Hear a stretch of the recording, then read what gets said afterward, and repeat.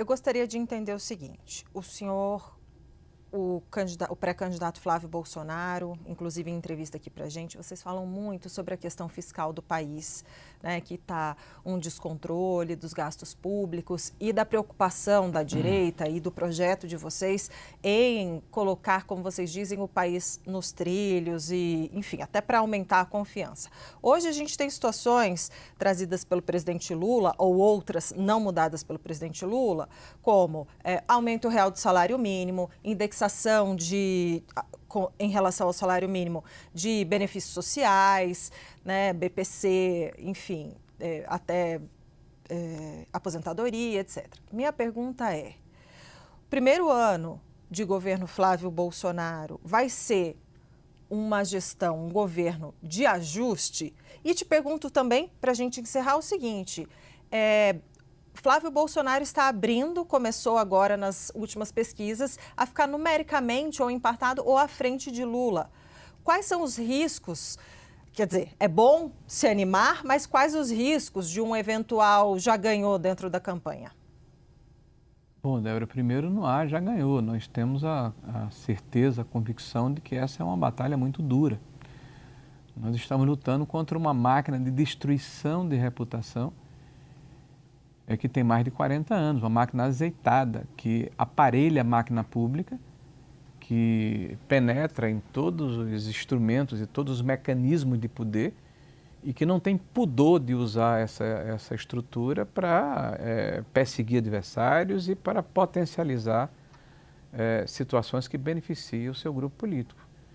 O projeto que o PT tem é um projeto de perpetuação de poder, não tem um projeto de país, não está preocupado com o dia seguinte. Veja, eu vou caracterizar o que eu estou falando.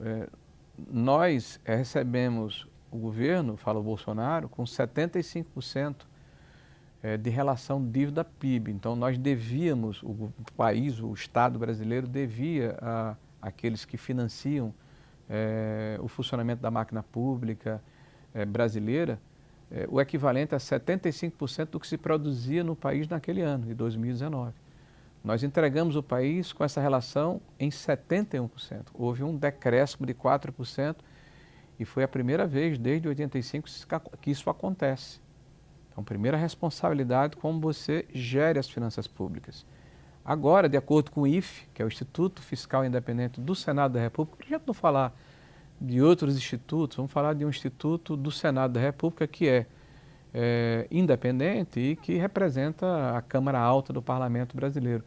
Se estima que nós vamos concluir, né, esse período do governo do Lula com alguma coisa como 81%, 81% em relação dívida-PIB. Então você vai sair, você vai aumentar 81, 82, perto de 12 pontos percentuais.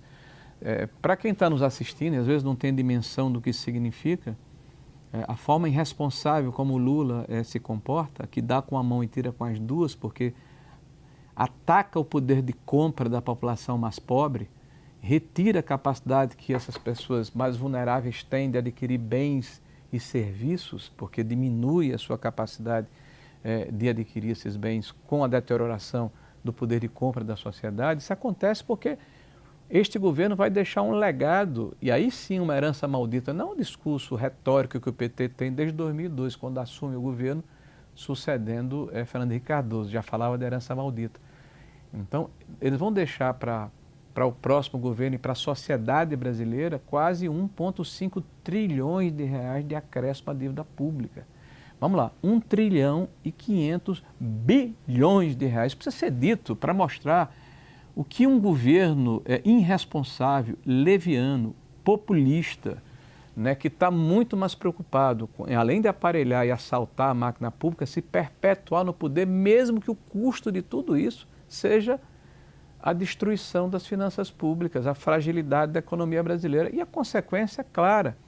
Quando você aumenta a taxa de juros de uma forma insuportável para impedir o aumento da inflação, que é a política monetária, que está na contramão da política fiscal, quando você, como país, tem a necessidade de enxugar a liquidez do mercado, você gera uma situação em que quem ganha muito dinheiro são aqueles que o PT tem a retórica de combater, são os tais rentistas. São aquelas pessoas que têm condição financeira de fazer aplicações, porque deduza a inflação do ano da taxa Selic de 14,75%, que chegou até a 15%. Imagina uma inflação de 4,5%, você está remunerando o capital em 10% sem risco. Então, no Brasil, não é interessante, não é prudente, não é agradável investir. É melhor você ficar deitado numa rede e ganhar o dinheiro do governo graças à irresponsabilidade e à má gestão. Então, o governo literalmente se comporta como um Robin Hood das avessas. Eu aumentei o salário mínimo acima da inflação. O que é que ele fez? Ele impactou as finanças públicas, de tal forma que acabou ou diminuiu muito a capacidade discricionária do governo de fazer os investimentos necessários em segurança, em saúde, em educação, investimentos em infraestruturas e, como consequência, desequilibrou a economia, porque se incorporou de uma produtividade para quem não deu causa. Então, esse governo ele está muito mais preocupado em ter a narrativa do que ter a eficácia das ações que empreende. Eu adoraria, Débora, que um próximo presidente da República tivesse as condições econômicas necessárias para permitir que o nosso salário mínimo fosse triplicado, dobrado. Tá? Mas isso tem que acontecer com sustentabilidade, com produtividade, com ganhos ligados à inovação tecnológica, à capacitação, à melhoria da educação e não por um golpe de caneta. Isso significa crescimento sem sustentabilidade. E quem paga o preço depois, infelizmente, são os mais pobres. É o que tem acontecido de forma recorrente da maneira como o PT se comporta quando governa o país.